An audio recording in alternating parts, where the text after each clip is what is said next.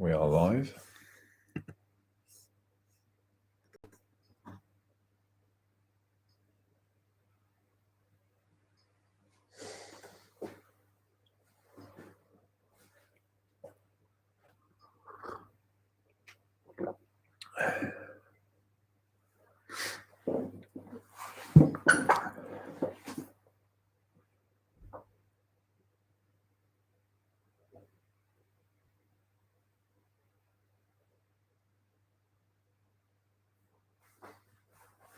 About 20 seconds.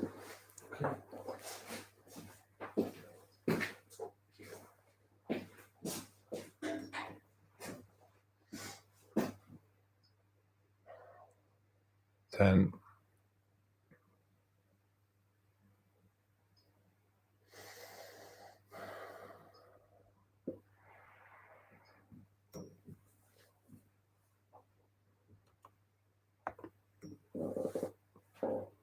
Hello, welcome once again. We are live at Axminster Tools head office here in Devon. Another Woodworking Wisdom live video for you today, and a continuation of yesterday's kind of bandsaw curve cutting kind of blade change guide.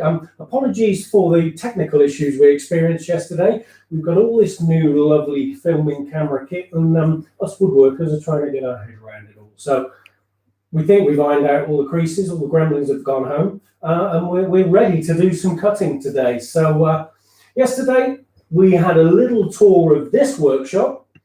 Now, I did mention, but you may not have caught it, that we do have another workshop that we can show you. There it is.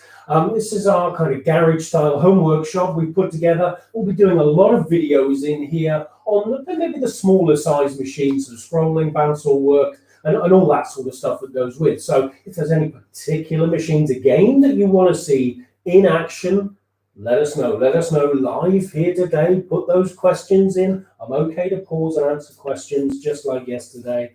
And like I said, if there's anything that you want to see, drop it in the live comments here, or you could email us at woodworkingwisdom@axminstertools.com with problems, questions, queries, issues that you're having, just some guidance, some ideas that you might need, or anything really. We're happy to help. We've got Colin behind the camera today. He's asking some of the questions as well, and we've got Ben doing some of the camera work too. So without further ado, I'm just going to get stuck straight into the project where we left off yesterday. So we did the blade change. We put in a 1/4 inch 6 TPI blade, which is really good for cutting those curves in wood. We've got the fish shape to cut out today, and what I think I'm going to start cutting these fins out.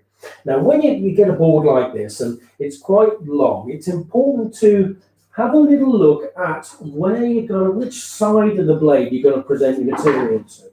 Because if I start to try and cut around some of these curves, maybe on this tail at this point, there's a strong chance I'm going to hit the side of the machine there.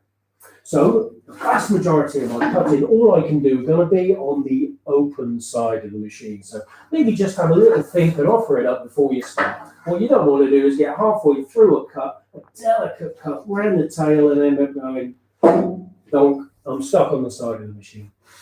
It's just a bit of a pain in the bum, to be honest. You can back out of those cuts. We want to try and back out of bandsaw cuts as little as possible, really. It can be a little bit tricky. So without further ado, I'm just going to start cutting. So we're going to switch the camera angles. I'm going to get my safety specs on. Colin's going to hit the extraction button, and we're going to get started. All right.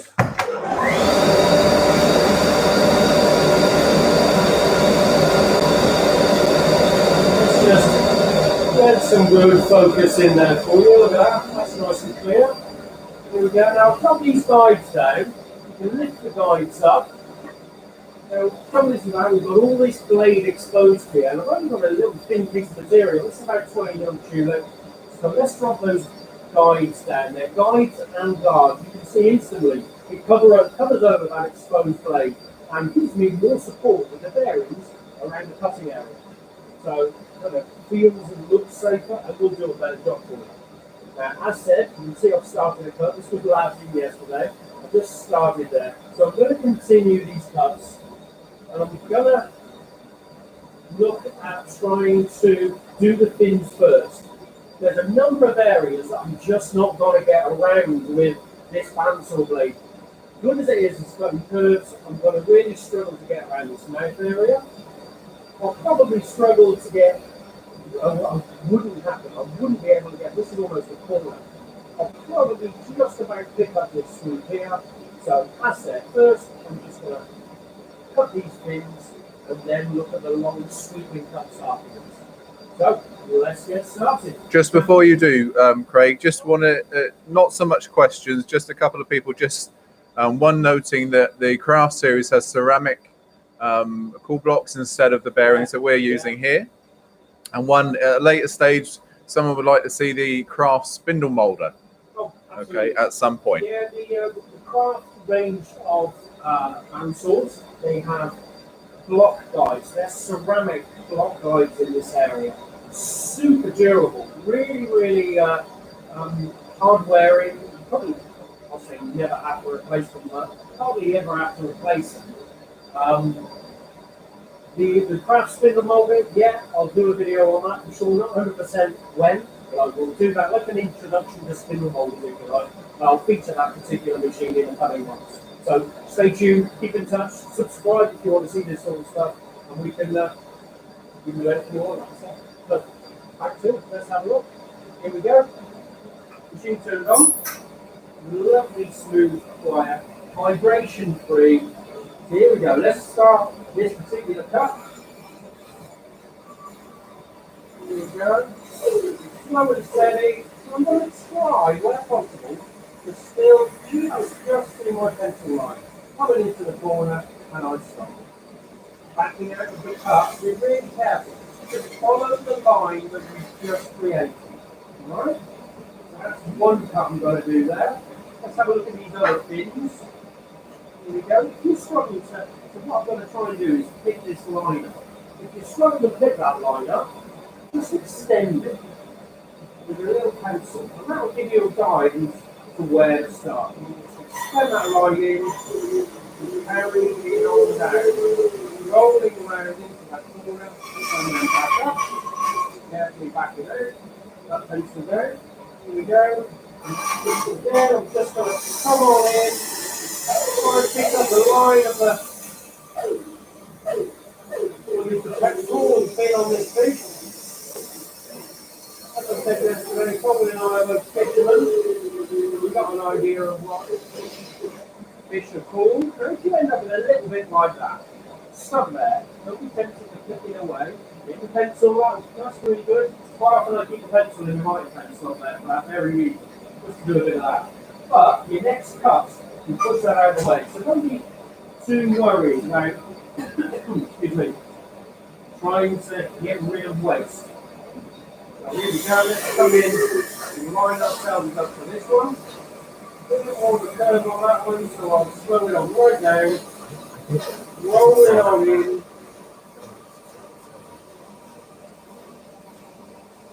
There we go. Back down carefully, a long back down this one.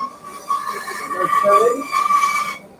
Alright, I'm going to pick up this fin here, so nice and slowly, I'll slow up a little bit. There we go. Roll on range. You can hear that buzzing possibly, that's the bearings working, it's on slowly. Each one of the bearings is coming into play, doing what it's going to do. And with this one, I'm just going to pick up this line and do it in half. Kind of the internal cut line. You can roll on around like that. Just try and keep this forward as neat as you can. Push that out of the way. And if you want to roll into a cut like this, just carefully roll into the corner. Keep these corners as clean and as crisp as you can. Just so they're very clean, they don't take too much cleaning up. Whatever you can see, look at that finish. Really nice finish. So where next, right? Let's start on a bit of this tail.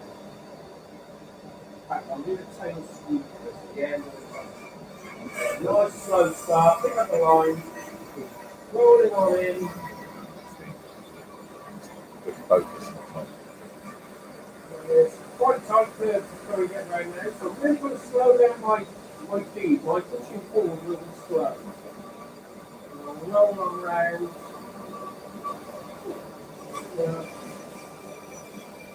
Roll on round. Telltale sign that just rolling on round a bit too fierce. Back out a little bit. Here we go. Coming on round there. A bit ambitious to get around this curve here. I'll do what I can.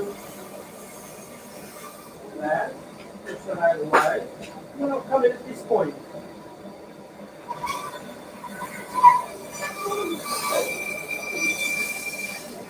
Slowly rolling in. Trying to keep that line, keep everything as clean as I can. I'm going to clean this up afterwards. I'm going to use the lurker sander along with the Proxon long neck grinder with a little Architect rotary rasp. A little rotary rasp on there. So carefully back it out of that cut. Following a line that I've just created. This is quite close. Here we go. Let's come in here now. We just nip that a little bit off. And I'll give you good access when I'm going to cut along the big dorsal thing. Here we go. So let's just line up that last little bit. Hold on round. Nip it off into that corner. Just be careful that one point get trapped in there. There we go. Stick with that. Now we've got a nice long, easy sweep now on the dorsal fin. So we're not a steady slow start. Picking up the line. Here's a steady feet now clear.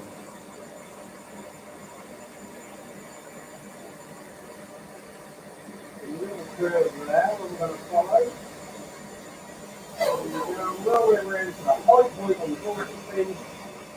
We're going to leave by the line now. There we go. Push that out of the way. We can start to see that kind of taking shape there. Dorsal fin forming.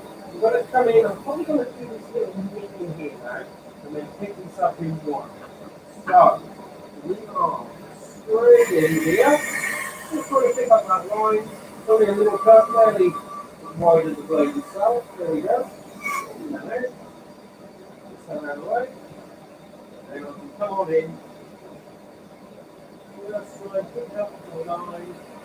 Slow and steady. And that other bit of we're rolling on round. Get quite tight here now. I might not pick up that tight corner, so come in, put what I can, back off a little bit. Roll around slow and steady. So I need that other cut. Back off. What is the animal pin on this? If I've got a corner I want to clean out a little bit, I will do that with my bandsaw. Let's leave it like this. Craig, can you just stop for 5 minutes? I just want to ask you a few questions. Yeah. Let's stop there. Okay. So just a couple of things. There's a few people are struggling to hear, so I might want to just adjust your mic a little bit closer. A few questions. Firstly, what's the model of the bandsaw? Right, the model of the bandsaw is the AT255 2B bandsaw in our trade range. Nice bandsaw, one of my favourites, like I said. Under the guides, 200mm and 350mm throat. Solid, simple machine. Okay, another one here from Kevin. Can you ask Craig, does he have any experience of Carter products, bandsaw stabilizers for cutting tight curves? Yeah, I've seen them before actually. It's very much like kind of scroll sawing blades, very, very thin, narrow. And what you do, you retrofit them somehow. They don't fit all machines, but they do fit some machines, giving you a very, very fine, almost scroll saw style blade. Used one once it seems like a million years ago. It's probably about 15 years ago. They're not new to the market. You don't really see them too much in the UK, I must say. That's for extreme curve cutting on bandsaws.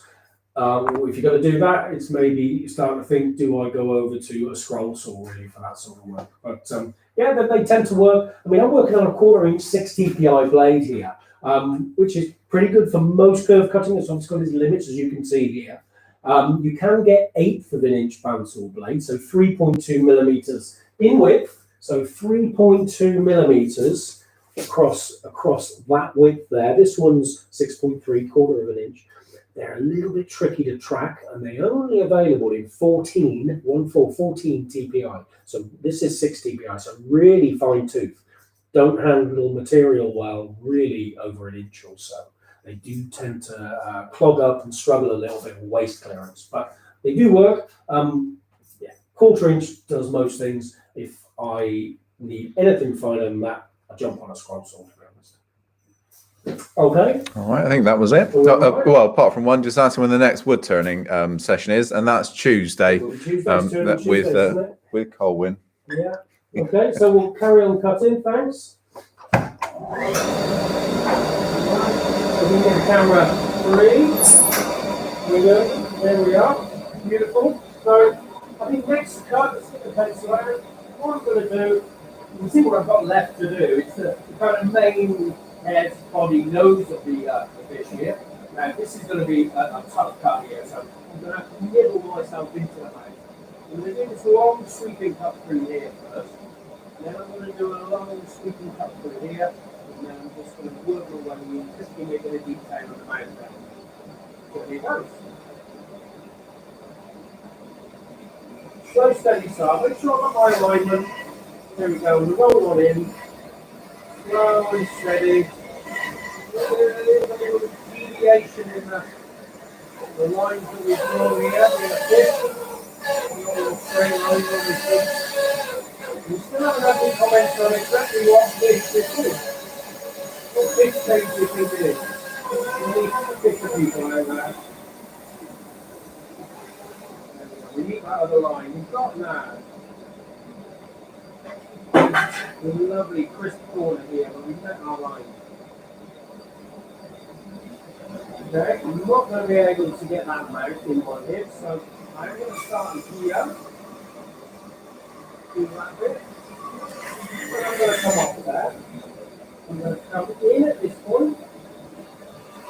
Then just roll around, shuffling to pick up the line I need for the majority of that underbelly there on the body. We've got a little deviation in the line there. So there we go. And slow, steady feed. We'll pick up a subtle curve here. And lovely clean again in this area, very little clean up to do. The fish and nurse out of the way. So I'm going to try and roll around now and pick up what I can of this nose.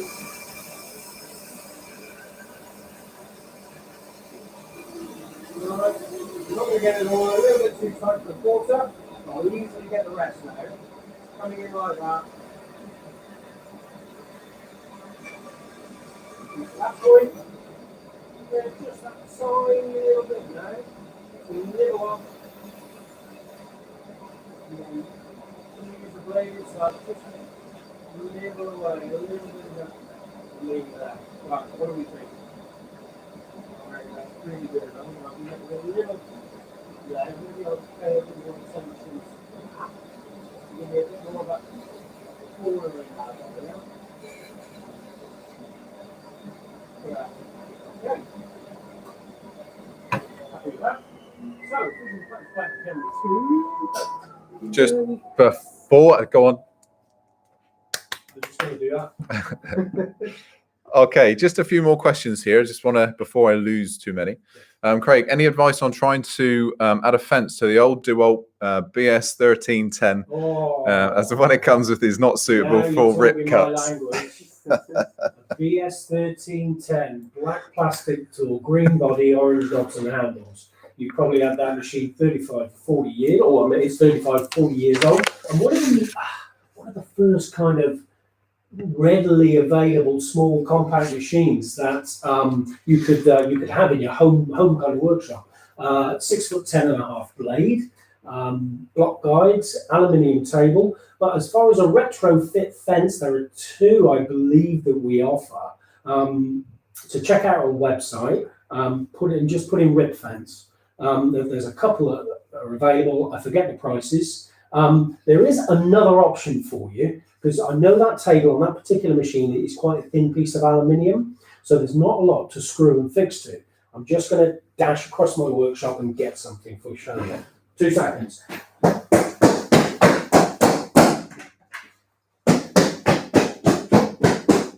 Right. A clamp edge, a straight clamping guide that grips just about any flat surface. This I've seen and used myself quite a lot for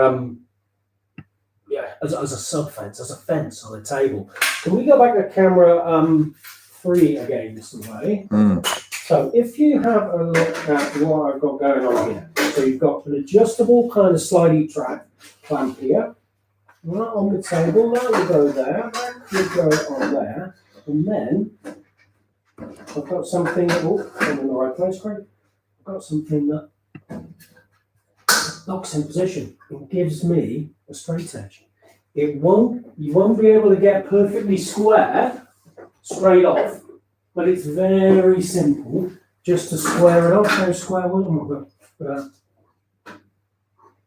Alright, so if you have got a square cut to do, this is a really good option for you. And if you just stay on that camera shot for a moment, we can easily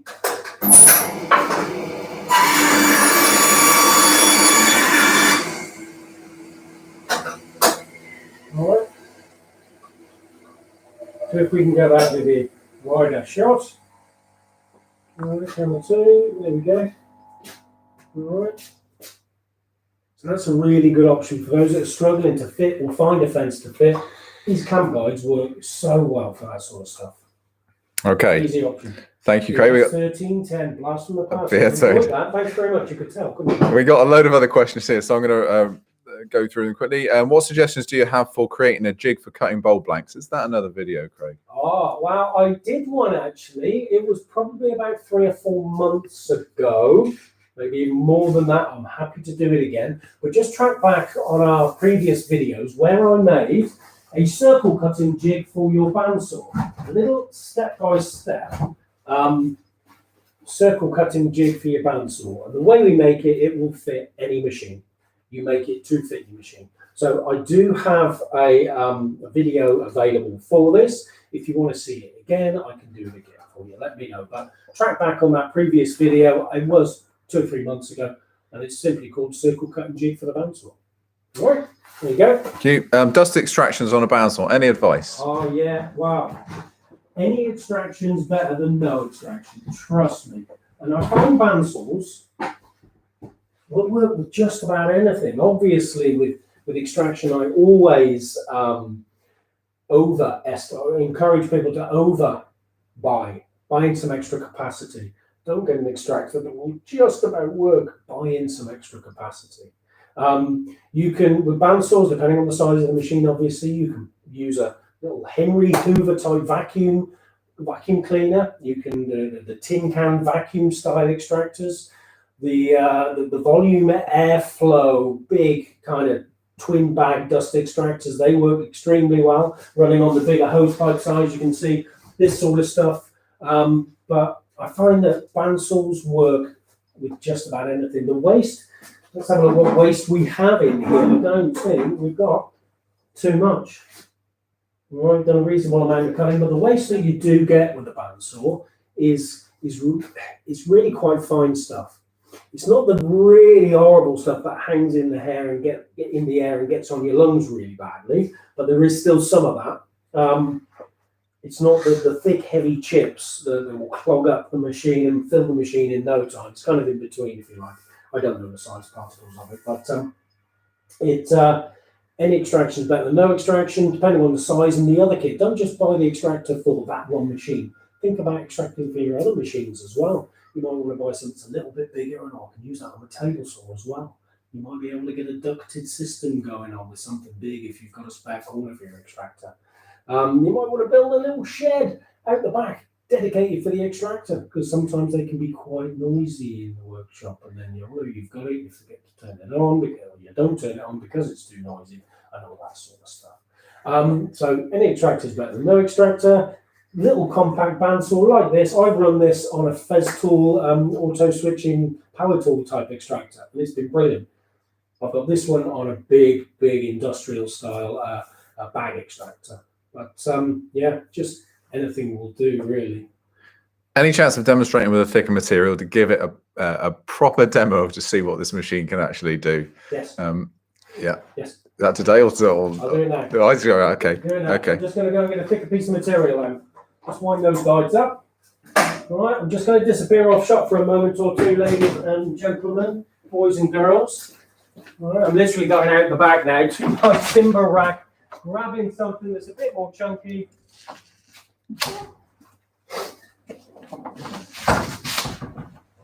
Even chunkier. Just while Craig's out, just to let you know, next week we've got Turning Tuesday, regular Tuesday. We've got Ben on the Wednesday, and we'll have Craig again on the Thursday. There we go. Lock the door. Right, so something a little bit more chunky. This actually was cut on this machine. So what I'm going to do, I'm going to cut it again. I'll just kind of slice around here a little bit. But that's kind of just over 4-inch tulip, poplar. We do use this a lot in here. This is a bit of 2-inch softwood. So let's do a bit of both, shall we? Again, drop those guides down. Just while you're setting up, Stephen was just commenting on the clamps that you just used. He said that's great on this sort of machine, but he's got the Makita table saw, and they've got rounded edges. It's not quite so good on that. He's just saying that it slips off. Yeah, so unfortunately. Yeah, the Makita one, we've probably got a little bit more thicker table. You might get away with one of our kind of retrofit fences. There's two that we offer, 2 different sizes. The big one is a beaut. Yeah, it's really chunky, solid, kind of like a bit similar to the fence that's supplied with this machine. Is something like that. It's not cast iron, but it is nice and solid with the cam lock on it. Really good, really good. Let's drop that underneath. Just remind us of the name of that fence again. The one that the UJK one, yeah. Yep. What was the name? Just struggling to find it. Maybe Lily, could you put the It's a Pro Grip skew up for us, please? Thank you. Pro Grip. There's 3 different sizes. Kind of a little bit old school. 2 foot, 3 foot, and 4 foot clamping capacity. If you're going to be using this as a kind of a bandsaw style fence, you only really need the shorter one. But they are useful. We use them a fair bit for all sorts of stuff. Running with power tools alongside, just gripping and clamping.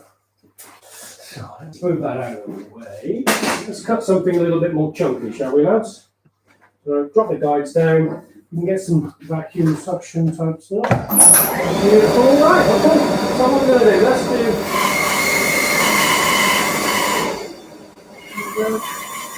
Mind your head, Craig.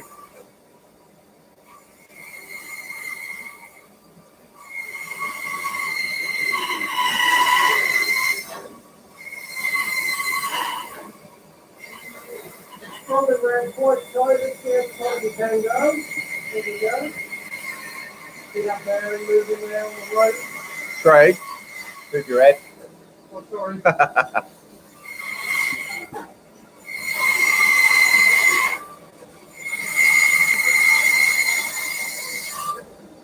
Put it away in camera. Alright, there we got something slowly to about 60, 70, 2.5 inches in thickness. Okay, let's get something a little bit more chunky. Let's go and see what we can do with the remnants of this piece of tulip. Reasonably stable on the table. That's always something that's quite important, making sure that the material is stable as it goes. If you're looking to get a nice parallel cut, you've taken the time to make sure your blade's square.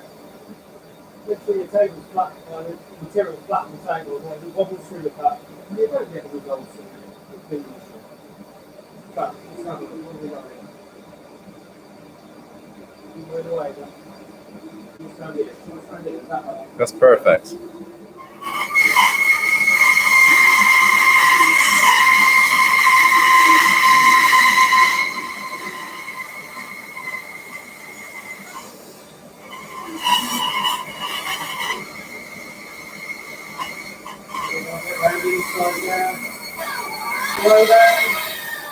Clear that bearing.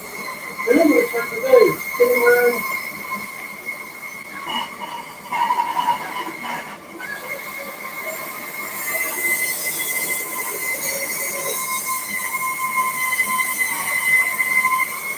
Be very careful when my hands are up. That position is so important.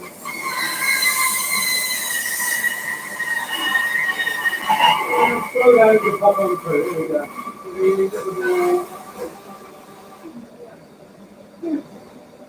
Right, let's have a look what we got.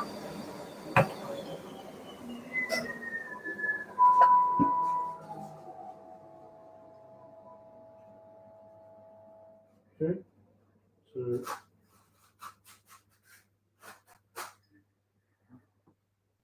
kind of shows that machine off quite well. And the blade itself, the blade is key, it's everything. Setup, good quality sharp blade, UK made blades, which I'm a big fan of UK stuff. We here at Axminster, we're trying to do as much UK as we can. A lot of this kind of orange gear, the UJK stuff you see dotted around is a UK brand, it's one of our brands. I can kind of look out the window across the way there and see it being made in our workshops. So, if we don't have any other questions. We do have lots of other questions. Yes, Craig, sorry. Let's go. So first of all, someone's asking, Ted's asking if there's going to be a schedule for the presentations. Yes, we will get a schedule going as we get into the groove with all these things. Yes, we will. Craig, David's asking, can the guide upgrade kit with rollers be used on the AC 2606 to replace the ceramic ones? It is not nothing's impossible. You've got some minor engineering skills. You can do a little bit of chopping, drilling, screwing. There's a possibility, but this style of guide set doesn't fit directly fit any of the 2606, for instance, the craft machines. And Dave's got a good point because he says they're which are no good for the back tooth blade. The ceramics, no, they're not brilliant on back tooth blades. No. I've been looking for a fence for it as mine flexes. That's from Stephen again. So yeah. I think we're okay with questions for a moment. Yeah. All right. So, kind of the next step with this. I'm really happy with the overall shape, the finish. There's not too many burn marks, any burrs. Not too much work to do, which is good. You know, I really want the material where possible to come off the machine as little as possible, little work as possible to do afterwards. I'm not a fan of sanding or getting the rasps out and stuff like that, you know. It's a lack of patience, really. It's a childhood problem. Anyway, so what we're going to do now, I'm going to give this a bit of definition. The overall look, and we've still not had a comment on what fish we think this is, have we? The overall thing, this is going to be a gone fishing sign. We're going to make, next week actually, I'm going to make a hand-routed plaque to hang underneath. Before that, this is going to go over to Ben Beddows, our resident artist. He's going to be doing some pyrography, so he's going to put in all the details, all the scales and stuff. And this is what it's going to look like when it's finished. All right, you can see that literally the shape that we've just drawn around on here. That's as simple as that. That's what you can do if you're looking to do this sort of stuff. Get an image, print it out, use some carbon paper to transfer or even glue it onto your piece of material with Copydex or something like that. And Ben's going to be doing the scales. He's going to be putting the detail into this. But for this, with me today, I'm just going to thin out the fins. Take a little bit of thickness off the fins here. You can see in this that on a fish anyway, the fins and the tail, the dorsal anal fins will be thinner. So I'm going to use, we can come down to my other bench station here, please, Ben. Just quickly before you move over to the station, we've got a couple of questions really on rough sawing log sections on the bandsaw. Any advice on that, either now or in another? I think I'll do another video on that. This one's been largely kind of curve cutting. Let me do a blade change on straight cutting, and then we'll do what's called resawing. So taking timber down the length from log form, because there's a couple of do's and don'ts, and blade selection and setup. So I'll do one of those kind of a second part to this, if you like, in the next few weeks. Like I said, we are going to try and put a schedule together, I think, but hey, just stay tuned. All of this stuff that we're putting out is it's just all for you guys. You're going to prompt videos from us. We've got some ideas. Obviously, there's going to be lots of projects, hints and tips. There's going to be new product stuff as well. You know, we've just got this in. This is brand new. Have a look at it and that sort of stuff.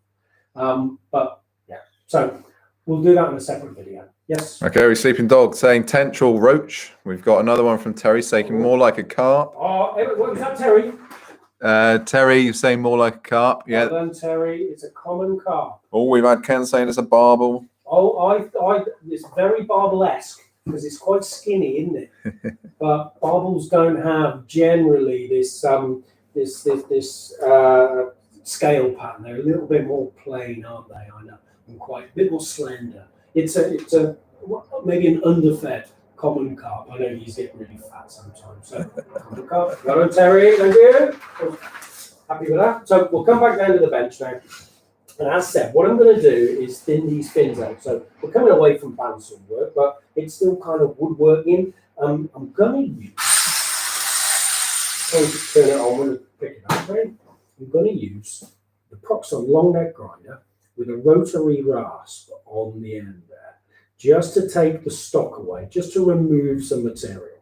Then from this, I'm going to go over to my beautiful. Now this is, you know, a bit sad, I know, but this sander is fantastic for stock removal, for finishing. I've used, power tools, machinery is my background, and I've probably used just every brand of sander there is out there.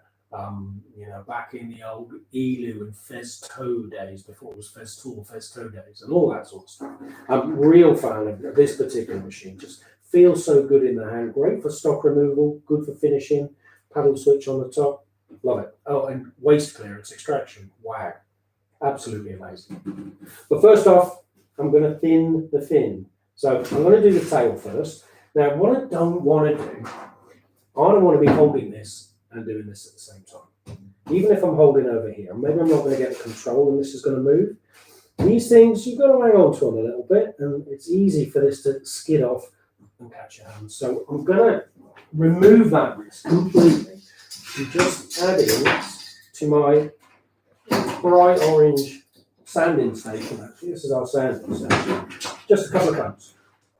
Just the UJK clamps. Just going to get that tail overhanging the bench there. That's gripped in. I've got no worry that my hands need to hold that now. It's all there, ready to go. So let's thin that out. These do remove material really quite quickly. So if you're a carver, there we go, right. I'm not going to take it completely down to nothing. Just thin it down a little bit to give it some definition.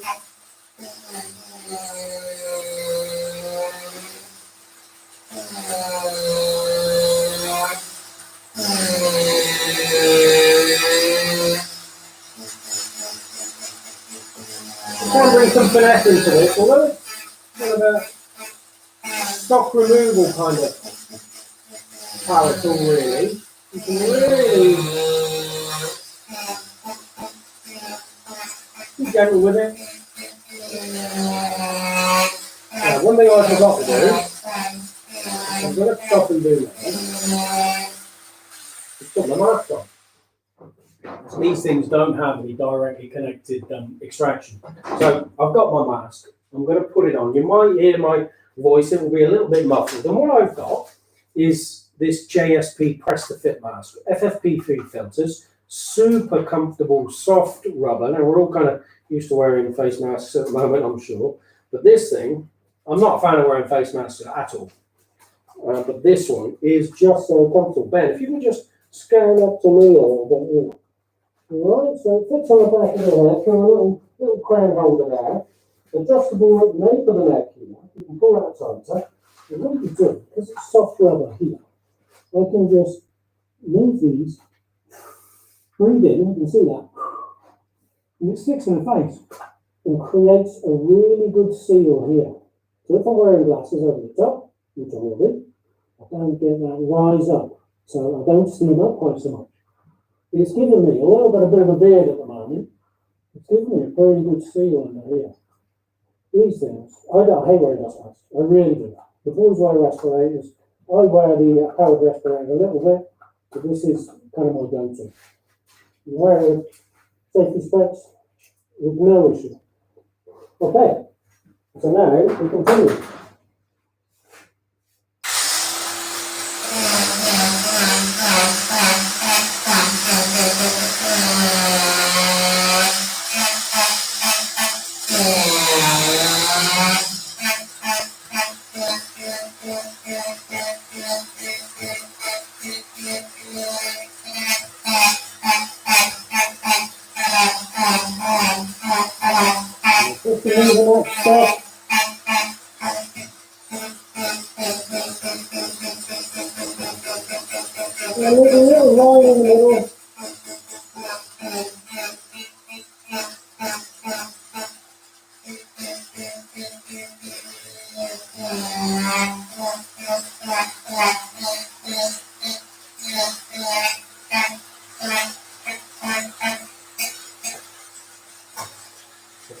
I think that's okay for that one.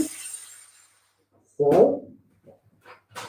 I'll do that. I'll spin it on round, and I will clamp up, and I will do the dorsal thing. Same sort of thing. I'm going to put myself a little pencil line on it. Just following the shape of the body, so can you come forwards? There it comes down there. And flows into that part there. And that's kind of what I'm looking to in there.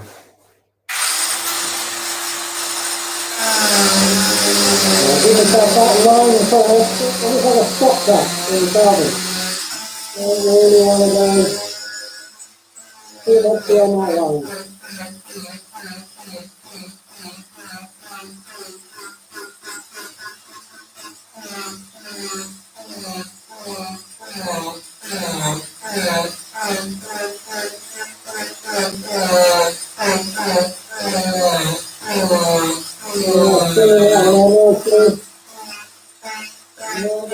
Too much.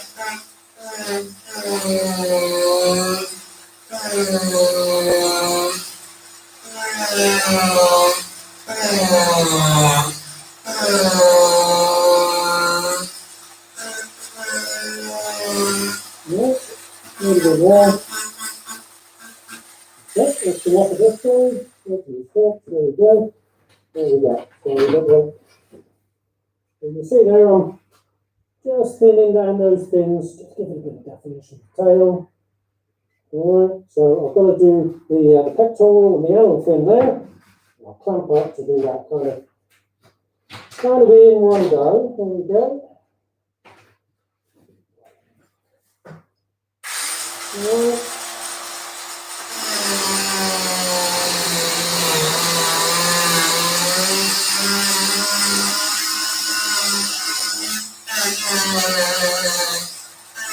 Really trying to remember a lot of material.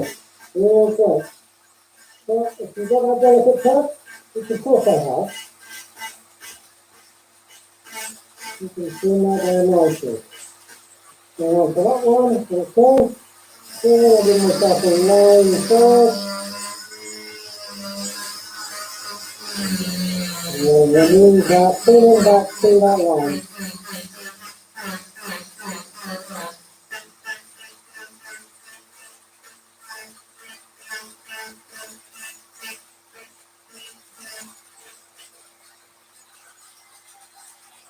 I think I'm just going to do a little bit on that nose as well. I'm just going to bring that nose in. Just give it a little bit of curve on that front side.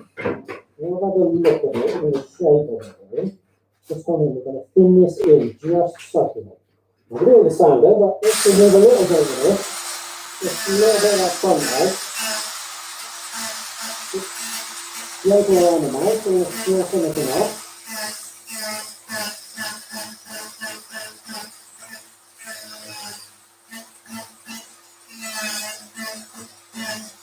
There we go, that's just off. It's taking some filling off for the moment. Right. trying for this dust mask to come off. I'm going to switch over to the Abranet sander, or the Abranet sanding pads, and my Merca sander. Just blend that front in. So this is what I'm going to be using. All right. If you've got a sander like this, a random orbital sander, to save this base, because they do get a hammer, put a little pad saver on there. It's another little Velcro piece. It protects the main base on your sander, which can be quite expensive to replace. Extraction's important on this side of things. So what I'm going to do, I've got it hooked up to my extractor, little power tool auto switching M-class extractor. All right, so I'm going to start in at the 80 grit. Now the abrasive that I'm putting on is a mesh abrasive. All right, completely see-through, transparent. A lot of abrasives that you buy, no matter what brand it is, they're good quality abrasive and they stay sharp, if you like. They cut for a while, but then they get clogged and then you chuck them away. They've still got some life in them, really. But it's the fact that they're clogged is the problem you throw them away. Yeah, you can get some abrasive cleaning sticks to clean them up a little bit. But what about if it didn't clog at all? Your waste was extracted through this mesh, through the machine, into your extractor. That's what this does. Velcro on. Waste goes through the holes, down the pipe, into the extractor. Let me show you. So on this one, green to go. Then we can adjust the speed up and down to suit the job. I'm going to start quite slow. There we go. Put the paddle swing. And then just start blending. Let's tighten up a bit more, loosen it.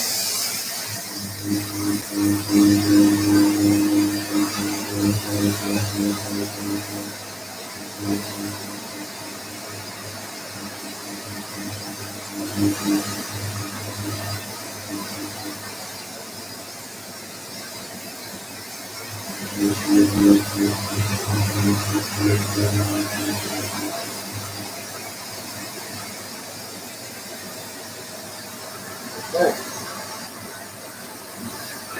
So, not such an aggressive tool now, so I'm going to do away with the old clamping and just get in there on the freehand now, rounding off as we go.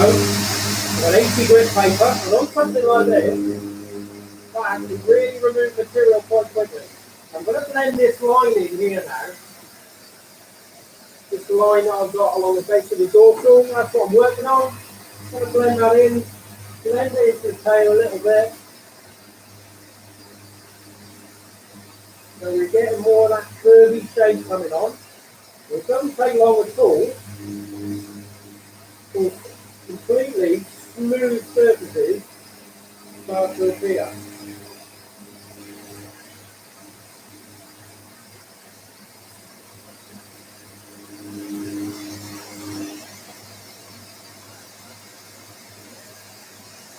There you go. You land it around like that.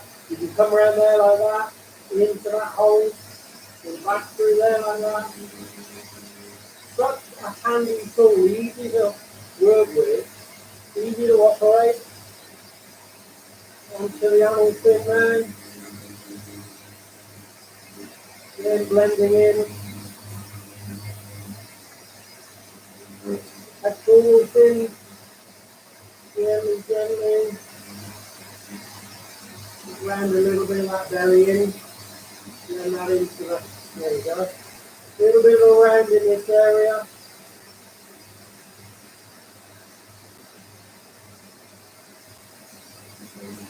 So that's, I think, all the heavy stuff that I want to do. Just wait for that to come to a stop. There we go. That's all the heavy stuff that I want to do. Now I'm on to same machine. I'm still going to work on the Merca. I'm going to change from 80. You can see, look, oops, dropped it. You can see. No comment.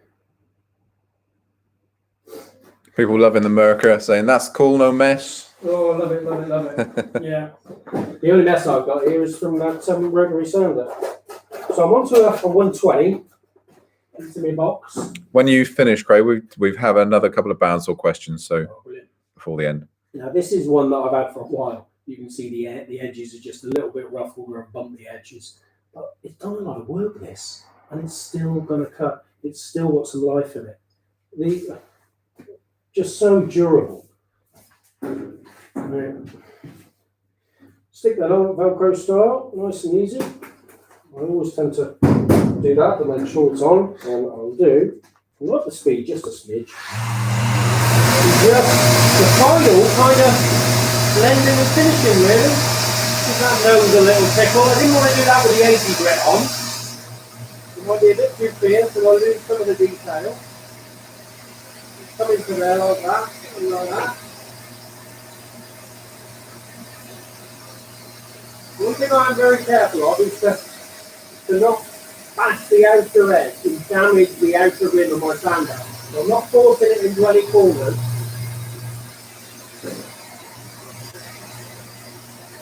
You've got to be gentle, even with 120 grit on, you can still remove some material. So I'm going to pick the speed up. Get this real finishing going on there.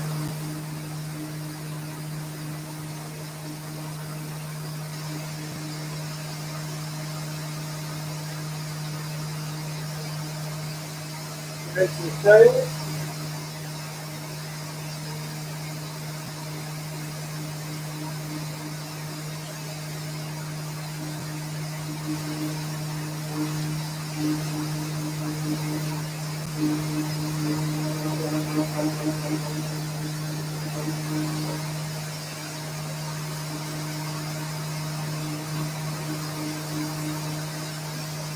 There's a real trickle on there. A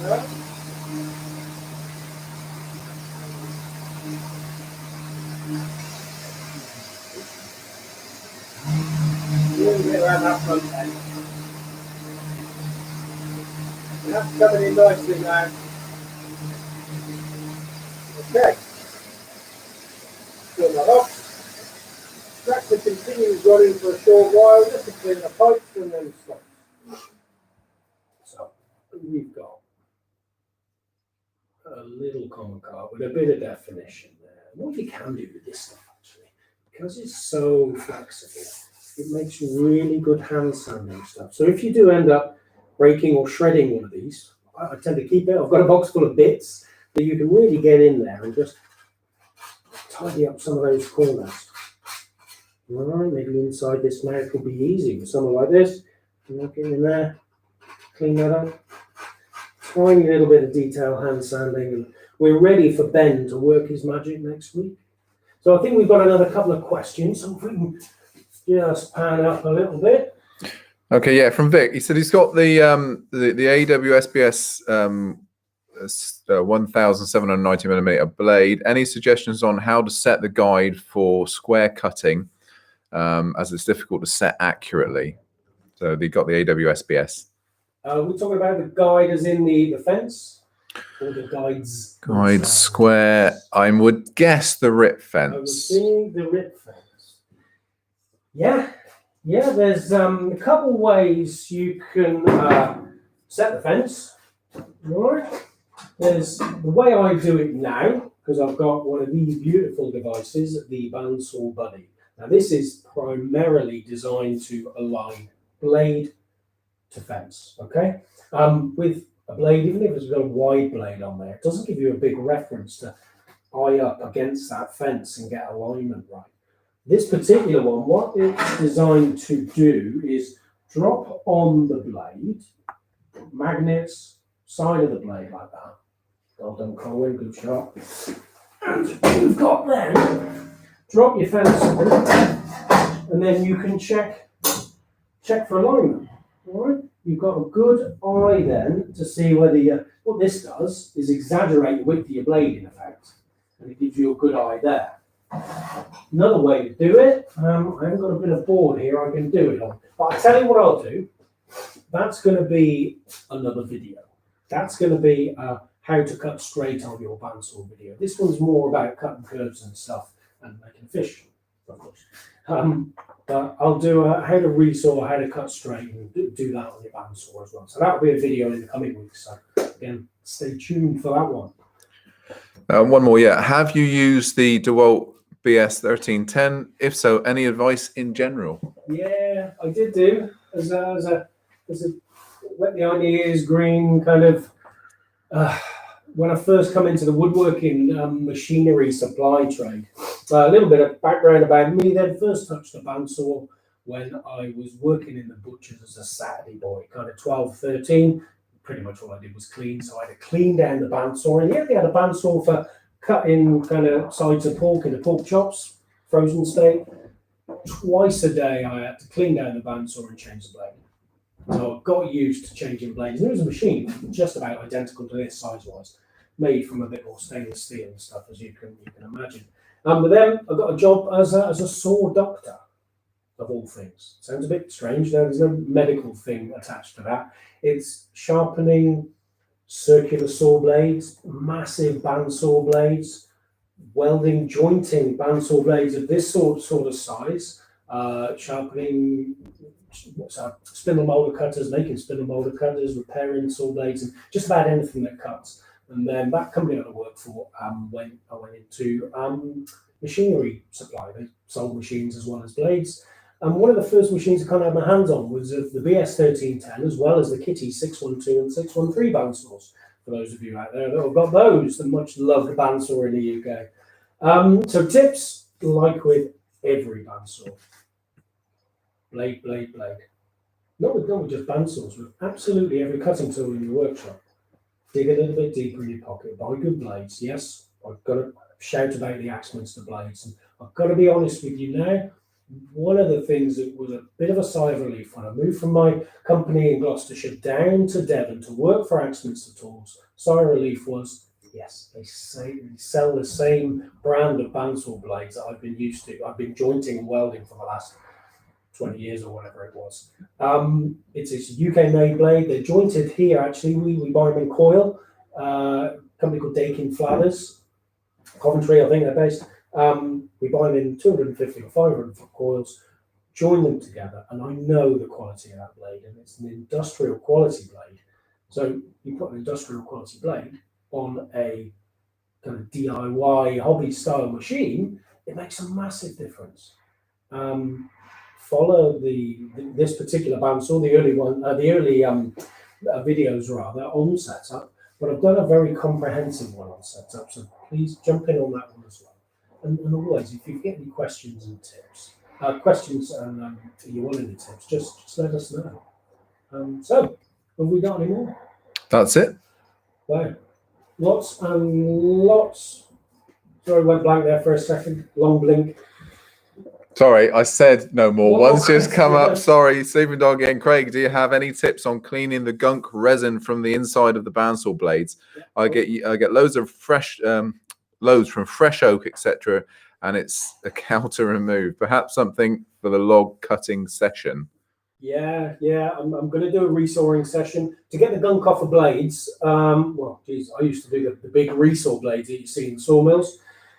We used to stick them in an ultrasonic cleaning tank, which was warm, and then put vibrations through the water, and it all kind of drowned them. But then I still had to scrape off some of the muck on the inside of the blade. But we sell a product called Blade and Bit Cleaner.